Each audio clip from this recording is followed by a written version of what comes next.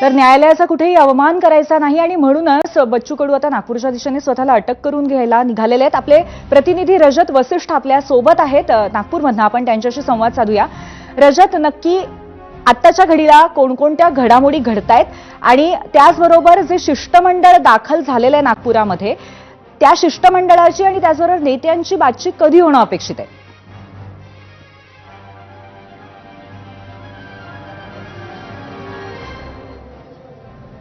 Frame बंद केली का? बंद केली ना?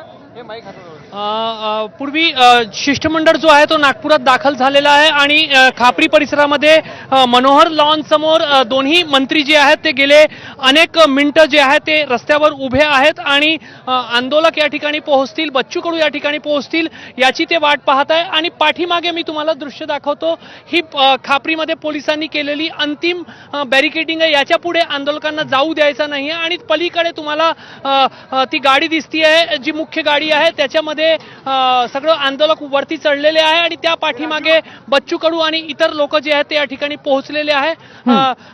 सध्या नागपूरचे जिल्हाधिकारी आणि इतर अधिकारी बच्चू कडू यांच्याशी चर्चा करून शिष्टमंडळ जे आहे त्यांच्या जवळ पोहोचलेले आहे आणि नागपूरचे जिल्हाधिकारी विपिन ईटनकर दोन्ही मंत्र्यांना सांगत आहे की चर्चेसंदर्भात बच्चू कडू आणि इतर आंदोलकांची काय अट आहे आणि त्या अनुषंगाने सध्या जिल्हाधिकाऱ्यांकडून दोन्ही मंत्र्यांना ब्रीफिंग दिली जात आहे आणि त्याच्यानंतर आता बच्चू कडू या ठिकाणी येतील अशी शक्यता आहे। किंबहुना मंत्री जे दोन्ही आहेत आशिष जयस्वाल आणि पंकज भोयर ते पलीकडे जातील, दोन्ही शक्यता सध्या होऊ शकतात। मात्र सध्या आंदोलक जेव्हा या ठिकाणी पोहोचले त्याच्यानंतर वरिष्ठ पोलीस अधिकारी असतील किंवा महसूल प्रशासनाचे वरिष्ठ अधिकारी असतील, जिल्हाधिकारी असतील, त्यांनी त्यांच्याशी प्राथमिक चर्चा केली आहे आणि आता येऊन दोन्ही मंत्र्यांच्या शिष्टमंडळाकडे ती माहिती जी आहे ती दिली जात आहे। रजत, आंदोलकांच्या भेटीपूर्वीच्या अटी काय आहेत हे कळलंय का काही?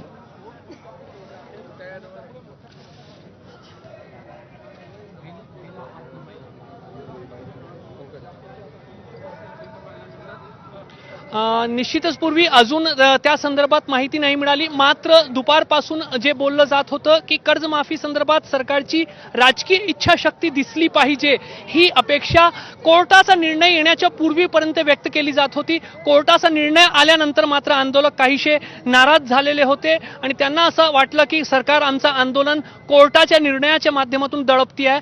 मात्र त्याच्या निर्णय येण्याच्या पूर्वीपर्यंत आंदोलकांचं असं वाटत होतं की आज चर्चा व्हावी आणि जे 22 मागण्या करण्यात आलेल्या आहेत त्या 22 मागण्यांसंदर्भात मुंबईमध्ये किंवा नागपूरमध्ये जर पुढे चर्चा व्हायची असेल सर्व विभागाचे मंत्री आणि सर्व विभागाचे सचिवांसह, तर त्याच्यामध्ये काय कशा पद्धतीने चर्चा व्हावी त्याचा ब्लूप्रिंट जो आहे तो आज तयार होऊ शकला असता। मात्र संध्याकाळच्या सुमारास आंदोलक जे आहे ते न्यायालयाच्या निर्णयानंतर काहीशे नाराज झाले आणि त्याच्यानंतर आता त्यांनी स्वतःला अटक करून घेण्याची भूमिका जी आहे ती स्वीकारलेली आहे।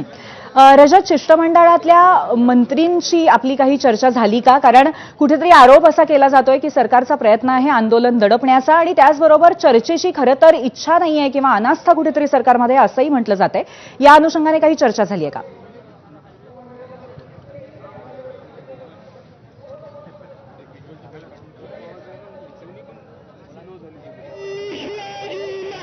शिष्टमंडळ या ठिकाणी दाखल झाला त्याच्यानंतर दोन्ही मंत्र्यांनी सध्या तरी प्रसारमाध्यमांशी बोलण्यास नकार दिलाय, कारण ते प्रामुख्याने जे आंदोलक आहेत त्यांच्याशी चर्चा करण्यासाठी आले, त्यामुळे ती प्राथमिक चर्चा आम्ही आधी करू अशी भूमिका त्यांची आहे। त्यामुळे सध्या ते प्रसारमाध्यमांशी बोलत नाहीये। मात्र कुठेतरी आज जेव्हा दुपारी अचानक डेडलॉक तुटला आणि चर्चा करावी अशा पद्धतीने सुरुवातीला चंद्रशेखर बावनकुळे यांनी बच्चू कडू यांना फोन केला, मग गिरीश महाजन यांनी फोन केला आणि त्यानंतर दोन मंत्री संध्याकाळच्या सुमारास भेटायला येतील अशी सगळी एकानंतर एक गोष्ट ठरत गेली।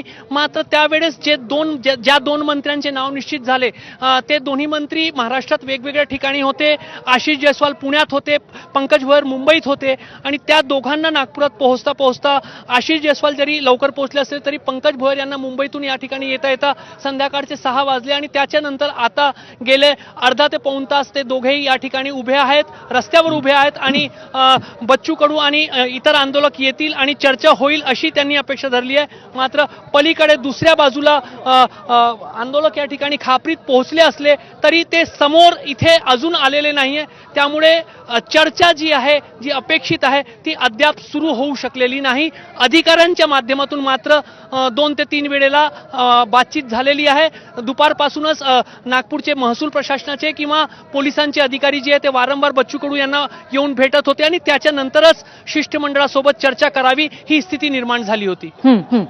रजत, खरं तर 3 दिवसांपासूनच हे आंदोलन सुरू आहे, पण त्याची तीव्रता टप्प्याटप्प्याने दर दिवशी वाढताना दिसते आहे. आजचा दिवस तर सगळ्यात जास्त तीव्र आंदोलनाचा होता.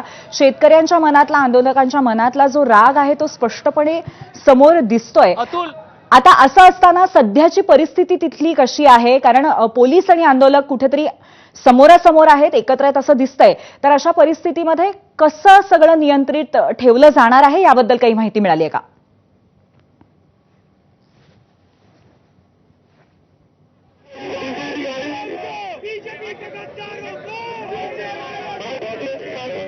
पोलिसांनी थोड्या वेळापूर्वी अशी भूमिका व्यक्त केली होती की जर बच्चू कडू यांना स्वतःला अटक करूनच घ्यायचं असेल तर आम्ही त्यांना अटक करू.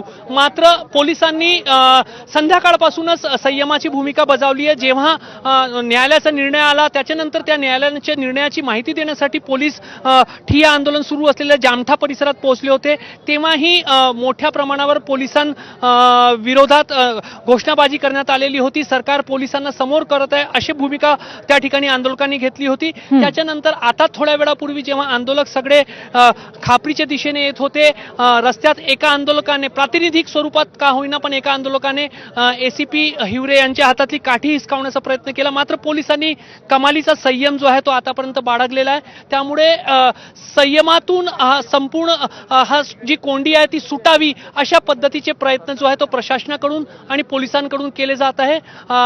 बच्चू कडू यांनी पण दुपारपासून भूमिका घेतली होती, इतर नेत्यांनी पण भूमिका घेतली होती की चर्चा करावी. अगदी राजू शेट्टी तर हे म्हणाले होते की सरकार असतं आणि तो संविधानाने निवडून आलेला असतं. त्यामुळे जेव्हा प्रश्नांची सोडवणूक करण्याची अपेक्षा सरकारकडून असते तर आपण सरकारसोबत चर्चा करावी इथपर्यंत भूमिका व्यक्त करण्यात आलेली होती. त्यामुळे आपण अपेक्षा धरूया की ही कोंडी जी आहे ती पुढील काही तासांमध्ये सुटेल आणि कदाचित पोलिसांनी संयमाची भूमिका बाळगल्यामुळे अटक सत्र जो आहे तो टळेल आणि चर्चेतून मार्ग निघेल.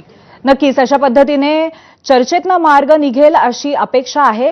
कारण अत्यंत अटीतटीच्या अशा परिस्थितीमध्ये सध्या हे आंदोलन आहे आणि त्यातनं जी शिष्टमंडळ करणार आहे ती यशस्वी होईल अशी आपण आशा करूया.